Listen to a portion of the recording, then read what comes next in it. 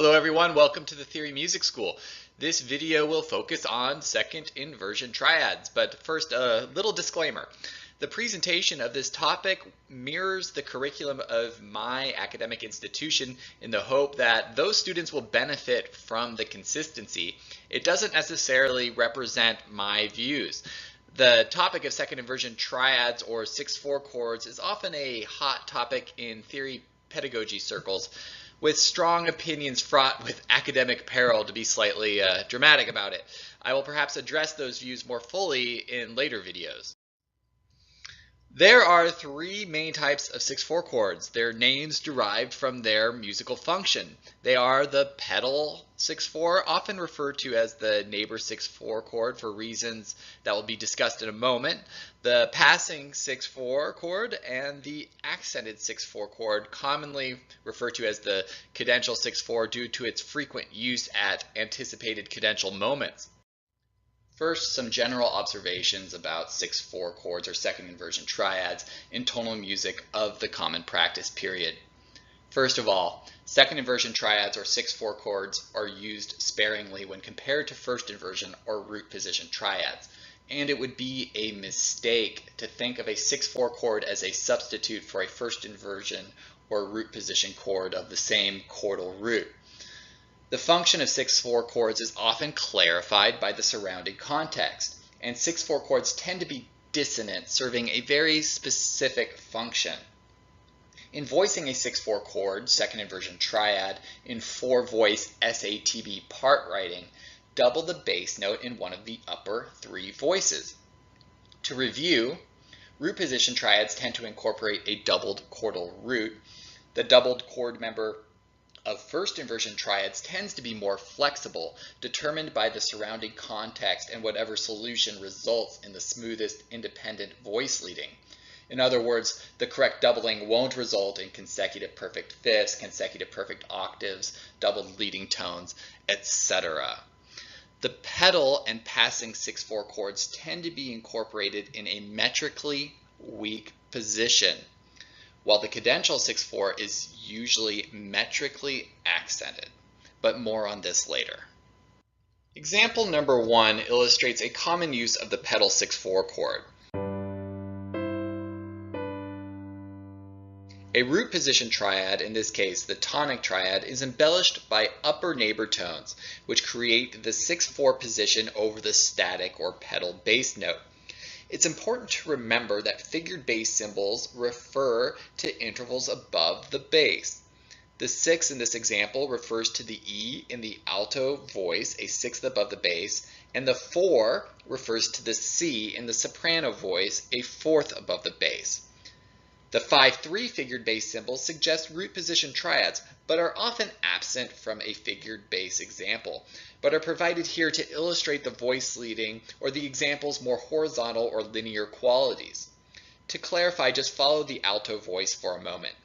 The D is a fifth above the bass, which then progresses to E, a sixth above the bass, and then finally a return to D, a fifth above the bass. In this example, the 5/6/5 symbols reflect the linear motion of the alto voice, and the 3/4/3 symbols represent the linear neighbor motion in the soprano voice, both occurring over the given pedal bass note. You would not be wrong to analyze this example as simply a tonic triad with embellishing upper neighbor tones, non-chord tones with brackets around the C and E, as seen in example number 2.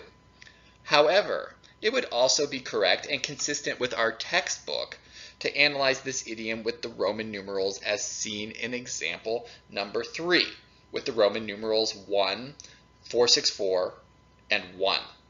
Place parentheses around the 4/6/4 chord Roman numeral to illustrate the elaborative nature of the pedal 6/4 chord, as it serves to embellish the surrounding tonic triad.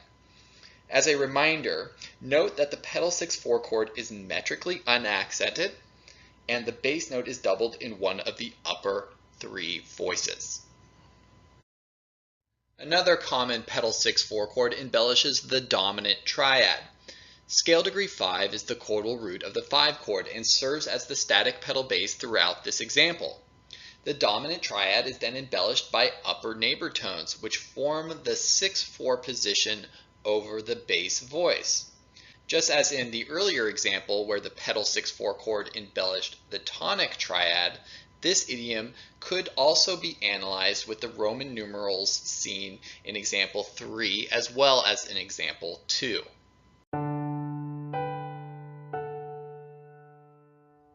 The voice leading of the pedal 6/4 chord is fairly straightforward. You might be presented with a figured bass exercise that looks similar to the one seen here in the key of B flat major, and you might be asked to provide Roman numerals and the upper 3 voices. When given the same bass note for 3 successive chords as seen here, there is a reasonable chance that a pedal 6/4 chord is involved. The bass notes that are not accompanied by figured bass symbols imply a 5/3 position, in other words, a root position triad. Thus, the first and third chords of the example will be root position tonic triads. The 6/4 figured bass suggests a pedal 6/4 chord, and that will embellish the tonic triad surrounding it. Now, to be consistent with the textbook being used in my class, we will think of the pedal 6/4 chord as a second inversion triad, meaning we will view the B flat bass note as the chordal fifth.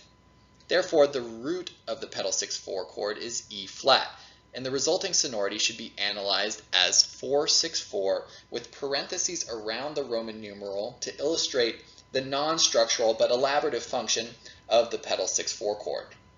To provide the upper 3 voices to the given bass voice, first construct a complete tonic triad with a doubled chordal root for the first sonority.